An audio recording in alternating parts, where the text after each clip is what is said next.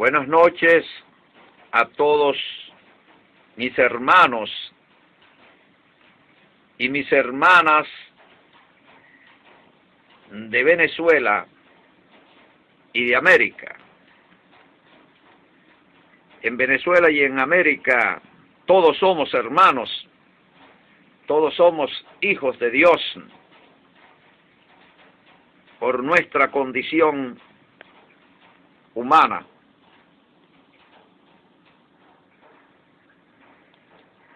En esta noche voy a tratar un tema basado en uno de mis manuscritos titulado Jesús Revolucionario. Cuando hablo de Jesús Revolucionario, estoy hablando también de la revolución de Jesús. Estoy hablando de un ideal revolucionario cristiano. Por cuanto es el ideal de Cristo, entonces estamos hablando de cristianismo revolucionario. Y vamos a empezar este pequeño mensaje, esta pequeña reflexión, hablando primeramente del significado de la palabra Mesías. La palabra Mesías, en su contexto original, significa libertador. Ahora bien, estamos en un contexto diferente, donde Mesías es interpretado como libertador solamente en lo que se refiere a lo espiritual. Pero en aquel contexto original judío, la palabra Mesías tiene su relación en cuanto a lo político, en cuanto a lo jurídico y en cuanto a lo social. Porque cuando hablamos del pecado, en el contexto de Jesús, tenemos que hablar de pecado político, tenemos que hablar de pecado social, tenemos que hablar de pecado jurídico. Jesús viene a la tierra concretamente en un tiempo, en medio de una cultura, de un pueblo y de una realidad. Y Jesús encuentra un conflicto y él en ese conflicto no es alguien que se ausenta del conflicto, alguien indiferente al conflicto, no, sino por el contrario, Jesús interviene en el conflicto y toma partido en contra de los opresores de su tiempo y en favor de los oprimidos, y esto lo entendemos claramente por sus palabras. Bienaventurados vosotros, los que lloráis, los que sufrís, los que tenéis hambres. Ay de vosotros, los que reís, los que estáis saciados. Entonces, allí vemos claramente a un Jesús que se parcializa a favor de uno y en contra de otros. Vemos a un Jesús que en su palabra va denunciando, va desenmascarando y va condenando una realidad de opresión, de injusticias, de miserias, de explotación, de violencia, de muerte inútil.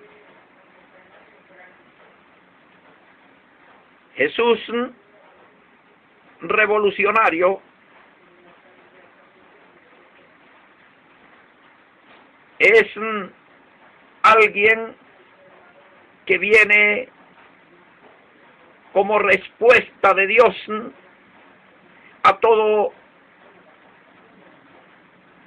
el clamor de un pueblo. Es la respuesta de Dios al sufrimiento de un pueblo, a sus esperanzas, a sus aspiraciones, a la solución de todos sus problemas.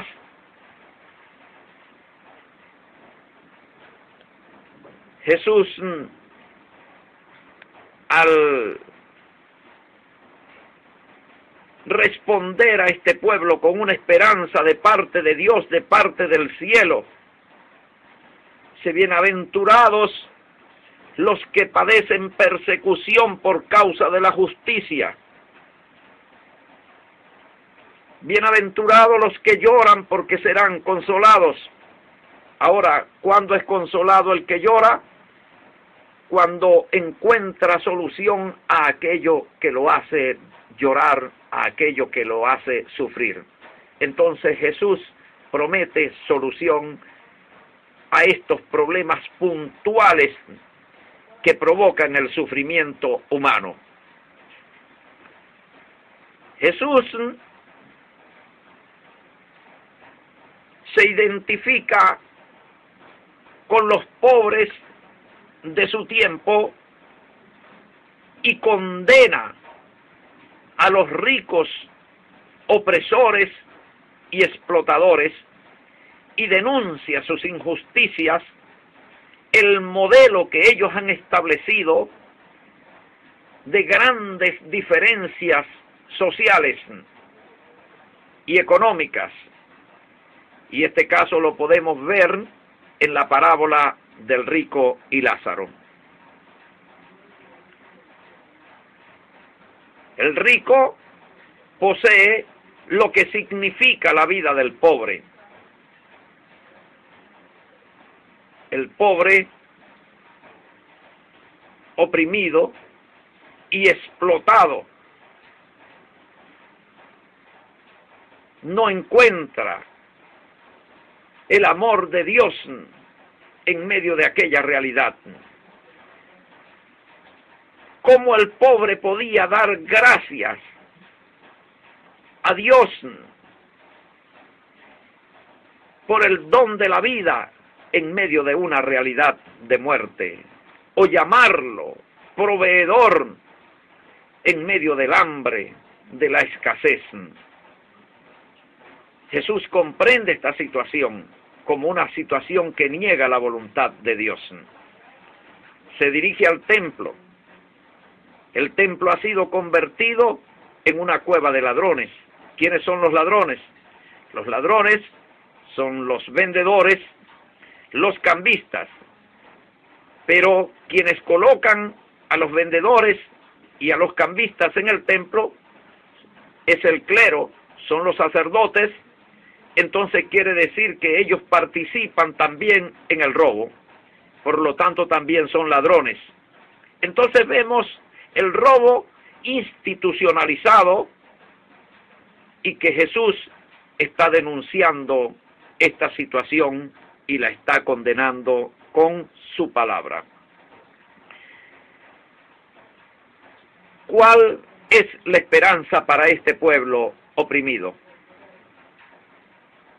Jesús dice que la esperanza, la solución, es el reino de Dios.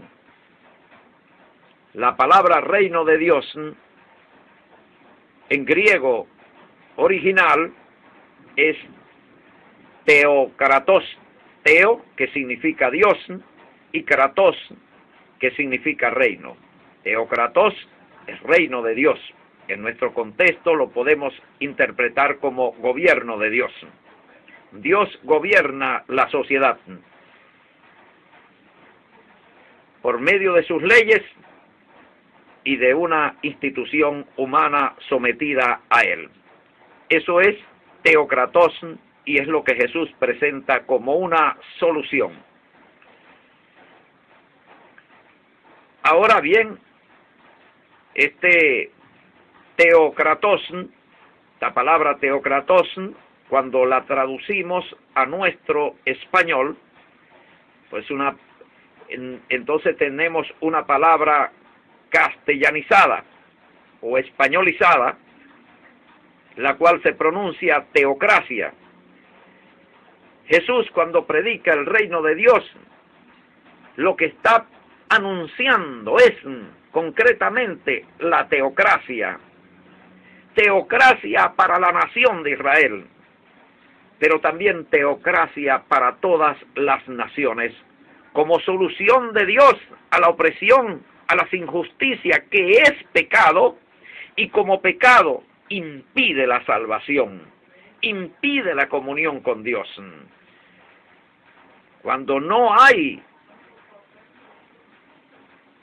teocracia en una nación, cuando no hay gobierno de Dios, cuando no es Dios quien está ordenando la sociedad y gobernando la sociedad, entonces lo que está ordenando a la sociedad y lo que está gobernando a la sociedad en ese caso es pecado.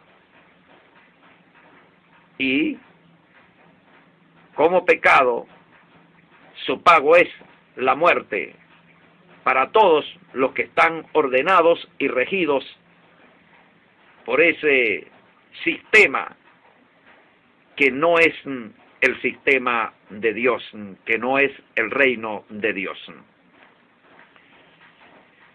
Jesús predica el reino de Dios, pero no un reino de Dios en el cielo, sino un reino de Dios que ha de ser sembrado en la tierra.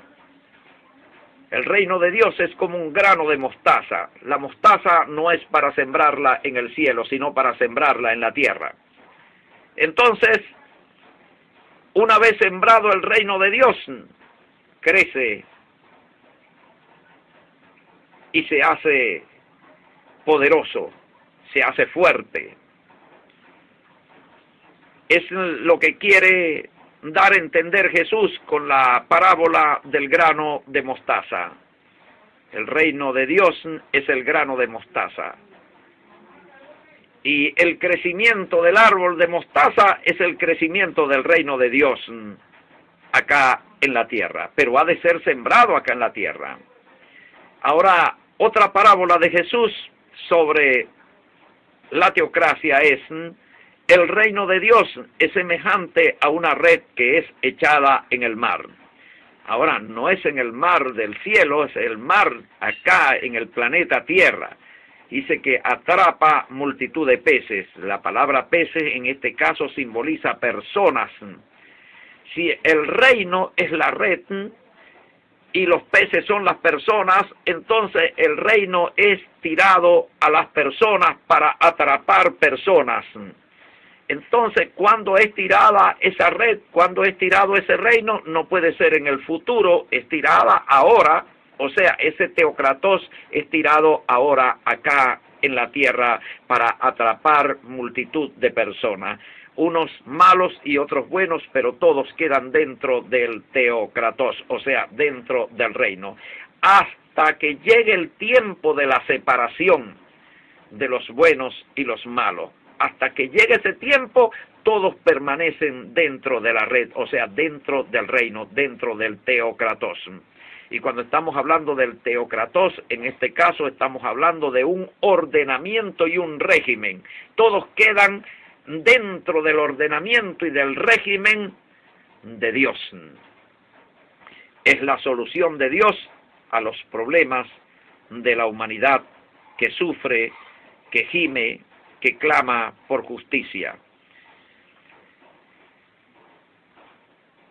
Las parábolas de Jesús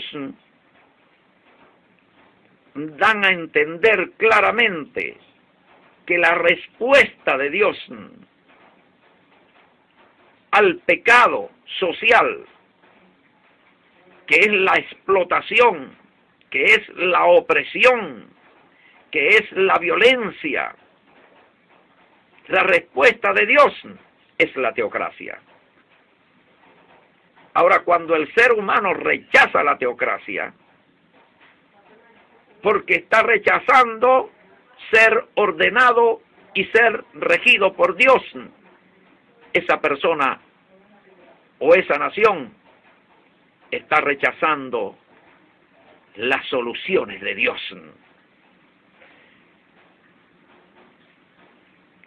Ahora bien, estamos entendiendo que Cristo, con su ideal traído a este mundo, gobernado por Satanás por medio de seres humanos, ese ideal de Cristo no podía ser otra cosa que un ideal revolucionario. Tomando en cuenta que la palabra revolución significa fuerza y poder que destruye y construye.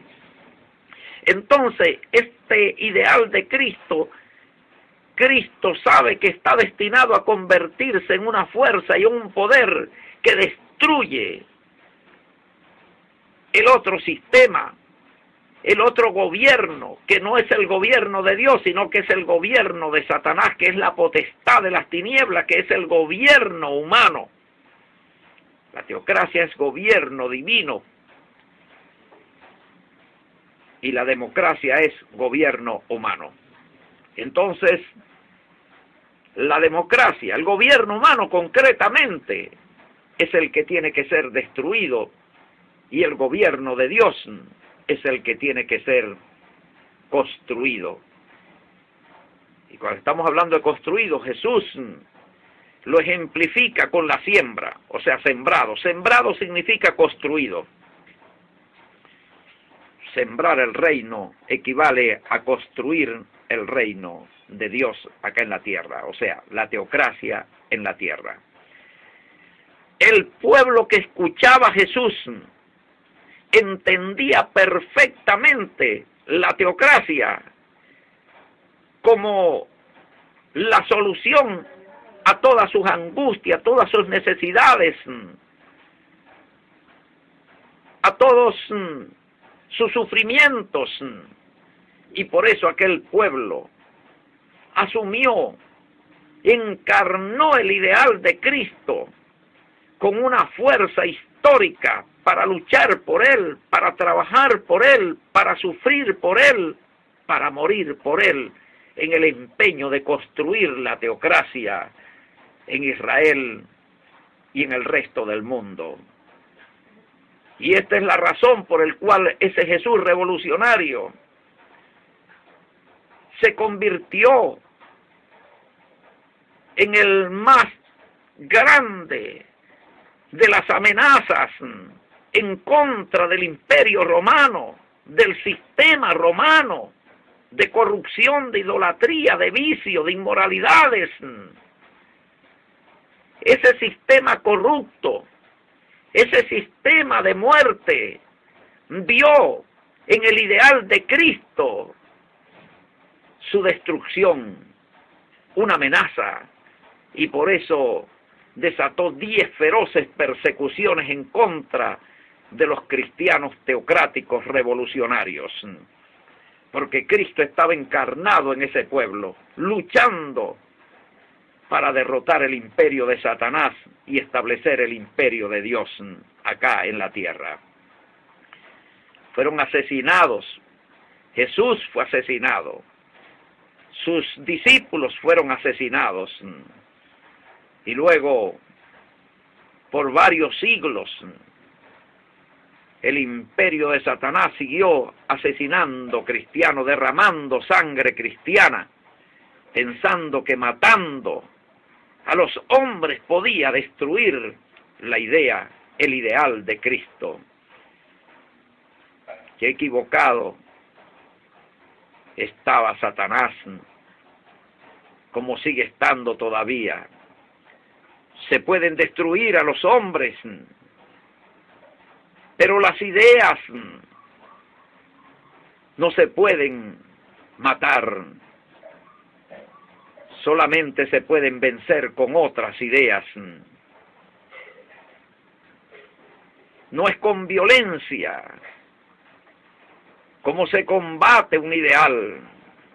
No son con armas como se combate un ideal, sino con otro ideal. Cristo trajo su ideal y su ideal venció a lo que Satanás consideraba como su ideal, la democracia del mundo antiguo, el sistema político, jurídico, pagano. Cristo revolucionario, cristianismo revolucionario, cristianos revolucionarios en pro del reino de Dios, en pro de la teocracia. Y es lo que tiene que ocurrir hoy en día acá en Venezuela, acá en América. Los cristianos de todas las confesiones o todas las denominaciones de origen judeocristiano no deben favorecer ninguna de las tendencias laicas, ninguna de las tendencias seculares, de estas tendencias políticas seculares, no deben de apoyarlas, no deben de optar por ninguna de esas dos partes en conflicto. Nosotros los cristianos revolucionarios no somos socialistas, no somos capitalistas, nosotros somos cristianos, políticamente cristianos. Y como cristianos tenemos un ideal, el ideal de levantar, de construir una sociedad cristiana, una nación cristiana. Estamos hablando de establecer la teocracia en Venezuela y en América. Ahora ese es el camino que nosotros tenemos que seguir, todos unidos, convencer al pueblo de Venezuela que la solución a todos nuestros problemas de violencia, de idolatrías a los demonios, de corrupciones, de inmoralidades que nos han afectado a todos, a la familia, a los hombres, a las mujeres, a los niños, a todos. La solución a los vicios, a nuestra juventud perdida por los vicios. La solución es el ideal de Cristo, es la teocracia. Por eso la necesidad de la construcción de un gran y poderoso movimiento revolucionario cristiano teocrático en Venezuela que le ponga fin al sistema de pecado establecido en Venezuela por los francmasones y levante el ordenamiento cristiano teocrático y levante la nueva sociedad cristiana, la nueva nación cristiana teocrática de Venezuela. Ese es nuestro rumbo. Yo lo estoy hablando ahora al pueblo venezolano a través de las redes sociales, a través de esta humilde página. Gracias por su atención. Dios les bendiga a todos. Que el amor del Padre y la bendición de nuestro Señor Jesucristo esté con todos vosotros.